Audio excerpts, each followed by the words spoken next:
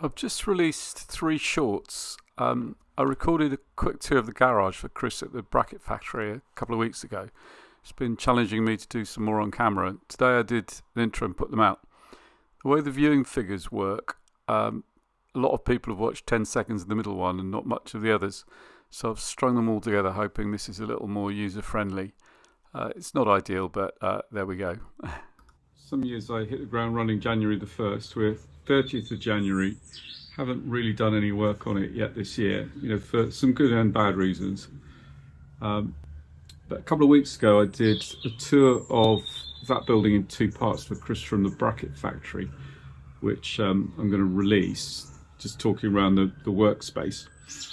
And this is kind of the intro to those. So I'm sitting in what we call the old garage. It's got doors out to the garden at the back, and it's also got doors out to the street here.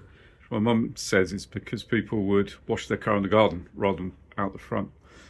So in here we've got Lancia engine that's been sat there 15 years, and this lovely big lathe which is going to go in the building I haven't built yet. Itching to do more with this. So there's times when you have time and times when you have money and you kind of pick these things up when you can. But hopefully we'll have lots of beginning, middle, end little sub-projects on this year for you, as well as telling you the story of other things like this mystery car down the bottom and what's under that cover. So hopefully you'll click for part 2, which is a look around here. Parts 2 and 3 I recorded for Chris were a week or so ago. This is as it is now, which is a bit tidier. And as soon as I upload this, I'm off to make some hinges. Encouraged by Chris at the bracket factory. Hello, me in front of the camera. And I tried walking backwards from the other door, then realised walking forwards would be much easier. And I'll just give you a little guided tour of where we are. So behind me, you can't see it because I haven't built it yet. It's going to be a double garage sized workshop. We came here 25 years ago. Quite a different life then. I had a good job then. And garden garage off street parking. But 25 years on, still haven't got to phase 3 of this build at the bottom of the garden. What we're in is what I call the studio, which is where we have a welder and a little bench behind me and absolutely fantastic lighting. And this has got a slopey floor. It's flat, but it slopes, which was one of the compromises. I put this up in time for my middle son to finish his GCSEs. So he wanted to learn to weld and got it done just in time. So we come through into what I call the garage.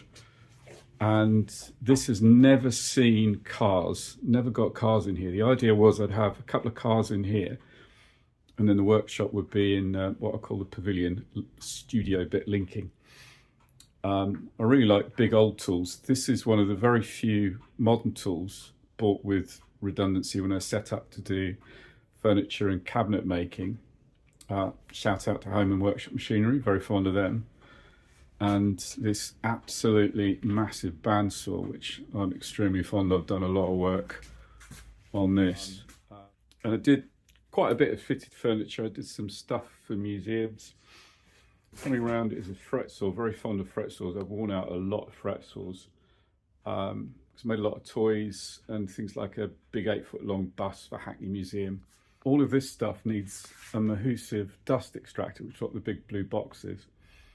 Never quite upgraded the filters, but after a cancer scare, it turned out that I haven't wrecked my lungs with MDF dust after all. Big box up there is an air filter that drives the air around and around to take the fine particles out. The studio is a really quick build, much lighter construction. This has got a lot of insulation and nice concrete pad. And the building I haven't put up yet is the one that's got the drainage and got the water. Got a tap on it, but haven't got the building and the sink yet.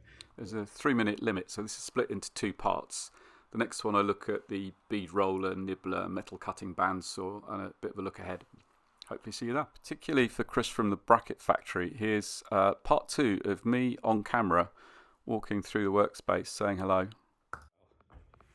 my cheap bead roller, absolutely terrible quality bead roller. It's just so bendy, this, and the alignment's terrible, but good enough and motorized. So cordless drill goes in there to power that. The sort of rabbit hole I go down is making things like this.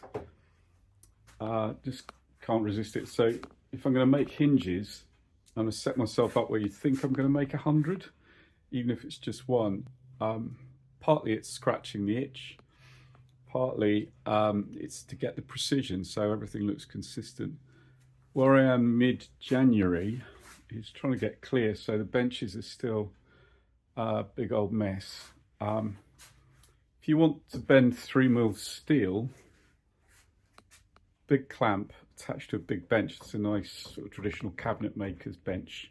Again, I got between careers once to get myself set up. Chop saw on a bench and quick stops. So all of this is, you know, for being really efficient woodworking. Doing metal fabrication, really fond of this little bandsaw. So bandsaw fan, so bandsaw's pretty obvious. And it cuts relatively quietly, spark free. Can use it in a woodworking space without setting everything on fire, which is obviously quite important. Wooden building full of wood.